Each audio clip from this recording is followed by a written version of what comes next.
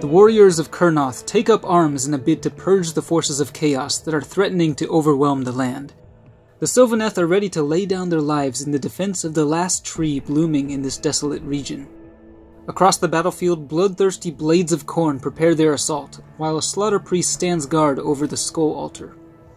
Taking the initiative, a Wrath of Khorne bloodthirster unfolds its wings and swoops across the field, single-mindedly eyeing the Kurnoth hunters as its first prey, who stalwartly hold their ground, great bows unleashing a volley of arrows into the incoming demon.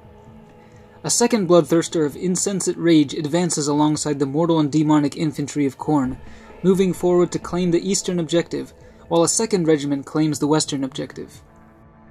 The Wrath of Khorne bloodthirster charges forward, unleashing its fury on the Kurnoth archers who wither under the furious assault. 2 Kurnoth hunters are immediately killed and the third grievously injured. However, the archers are backed up by the might of the Sylvaneth host, who move swiftly to aid their fallen brethren. The Lady of Vines fails to cast any spells, but orders the archers to direct their fire into both bloodthirsters. Peppered by arrows, the Wrath of Khorne bloodthirster is invigorated by its halo of blood, fighting first but dealing negligible damage to the spirit of Durthu, who decapitates the greater demon with its mighty greenwood gladius. The other Tree Lord walks the spirit paths, traveling to the overgrown terrain on the west side of the battlefield to aid the Revenant Seekers, and with a coordinated strike they slam into the Blood Warriors contesting the objective.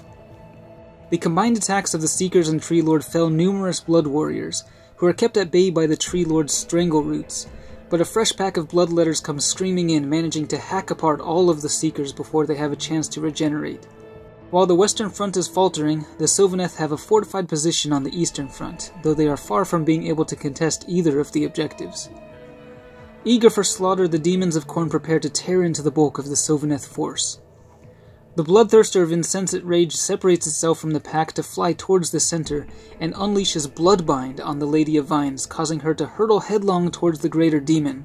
The bloodthirster moves in for the kill, but by some bizarre twist of fate, the great axe of Khorne is unable to hit its mark through the flailing vines of the lady, who fights back with surprising frenzy, plunging her spear deep into the heart of the greater demon, killing it immediately. The Gossamed archers unleash a volley of larval shafts at the incoming Bloodletters, who cut down 2 Kurnoth hunters before the remaining champion strikes back, cleaving through multiple demons with its scythe. On the western front, the Tree Lord is chopped into firewood by the horde of Bloodletters and Wrathmongers, who maintain control of the objective in the name of Khorne. Having slain both bloodthirsters, the Sylvaneth forces regroup and prepare a counterattack to try to claim the eastern objective. Led by the Arch-Revenant, fresh Kurnoth hunters do battle with Wrathmongers, while the Lady of Vines and Gossamed archers move to intercept the Bloodletters and Wrathmongers coming in from the west. By an unbelievable miracle, 2 of the fallen Kurnoth hunters rally, rising from the dust to exact revenge on the same demons that slew them. The tide seems to be turning against the Chaos forces, but they still maintain a strong hold of both objectives. The western objective is guarded by Blood Warriors who have managed to rally several of their fallen, while a fresh pack of Bloodletters is summoned from the Blood Tithe to reinforce the east. A Slaughter Priest and Bloodmaster move in to fight the Arch-Revenant, and although the defensive stance of the Sylvaneth hero proves difficult to break through, they eventually manage to bring him down. To the west, Bloodletters and Wrathmongers crash into the Lady of Vines, who again manages to weather the storm of attacks. It is now time for the Sylvaneth to turn the tables on the Blades of Khorne, as they seek to surround and destroy their foes.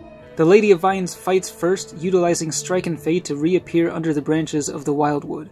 The Spirit of Durthu walks the Spirit Paths, successfully clearing a charge to obliterate the Bloodletters on the eastern objective, claiming it for the Sylvaneth. The Kurnoth hunters with scythes also walk the Spirit Paths, charging into the Blood Warriors to contest the western objective. Reinforced by yet another unit of fresh Bloodletters, the Blood Warriors fight furiously and manage to bring down the Kurnoth hunters to secure the western objective. But the eastern side has fallen completely to the Sylvaneth, as they spread to the corners of the battlefield, and in a final push the Kurnoth hunters with bows take the fight to the lone Slaughter Priest garrisoned in the Altar of Skulls. Although it takes every last arrow and claw to bring down the priest, the Sylvaneth forces finally succeed in taking hold of the altar, while maintaining control of their own arboreal tower, accomplishing the mission they set out to achieve, and seizing victory for Alarielle's forces.